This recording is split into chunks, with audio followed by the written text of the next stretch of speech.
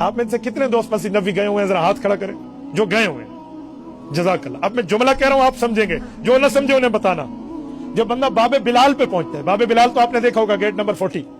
یعنی باب جبرائیل کے ساتھ جو مسجد نبوی کی نئی توسیع سے باب بلال کہتے ہیں۔ باب بلال پہ آپ آئے نا، باب بلال سے 4 ستون کراس کرے، 5ویں سے لے کر 7ویں ستون تک جو مسجد نبوی ہے، یہ وہ جگہ ہے جو حضرت مولانا حسین احمد مدنی رحمۃ اللہ علیہ کا گھر تھا، پھر حضرت شیخ زکریا کو ملا، آج انہی کا گھر مسجد نبوی کا حصہ بن چکا۔ یہ حضرت مدنی رحمۃ اللہ علیہ جہاں درس دیتے تھے، جہاں رہائش فرماتے تھے، اور ادھر حضرت شیخ زکریا رحمۃ اللہ علیہ رہتے تھے۔ اور اللہ نے علماء دیوبند سے کیا خدمت سر انجام دیا یار۔ میں ایک بات مزید کہتا ہوں، یہ جب مسجد نبوی کی توسیع ہو رہی تھی، اس وقت شاہ فہد یہ مدینہ طیبہ کے گورنر تھے، اس وقت یہ خادم الحرمین نہیں تھے۔ تو مسجد نبوی کی توسیع کے وقت توجہ رکھنا، جو گئے ہیں وہ سمجھیں گے، یہ جو گیٹ نمبر 7 سے ہم داخل ہوتے ہیں، شارع باب السلام سے باب السلام کی طرف آنے کے لیے، یہ جو پہلے گیٹ ہے ابھی سلام کے دروازے سے پہلے، یہ جگہ کی توسیع شاہ فہد کے گورنری کے دور میں ہوئی ہے۔ یہ میں 1980 کے لگ بھگ کی بات کر رہا ہوں۔ تو جب توسیع ہو رہی تھی آج سے 40 سال پہلے، جو پرانے گئے ہیں نا وہ لوگ جانتے ہیں کہ مسجد نبوی جہاں آج سلام کے لیے جاتے ہیں، اس کے قریب جا کر گاڑیاں ٹھہرتی تھی، وہاں سلام ہوتا تھا، اب تو کتنی دور جا کر ٹھہرتی ہیں۔ تو یہ توسیع جب ہوئی، زمین بڑھائی گئی، تو ایک مسئلہ پیش ہو گیا، اللہ اکبر، ایک عظیم مسئلہ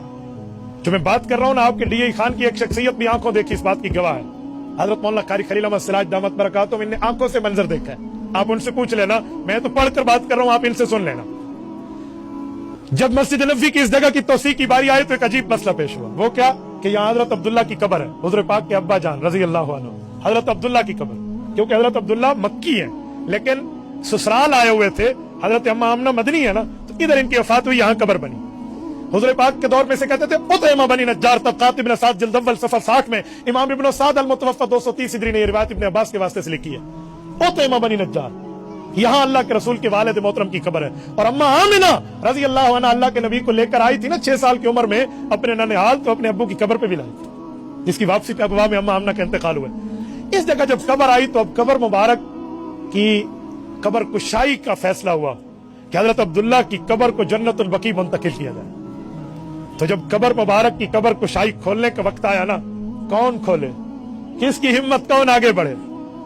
حضرت مولانا عاشق الہی، یہ جو میں دارالعلوم دیوبند کے اس بندے کی بات کر رہا ہوں، جن نے انعام الباری میں اشعار جمع کیے ہیں، ان کے فیصلے اور مشورے کے مطابق کہا حضور پاک کے والد کی قبر کو ہاتھ عام مزدور نہیں لگائے گا،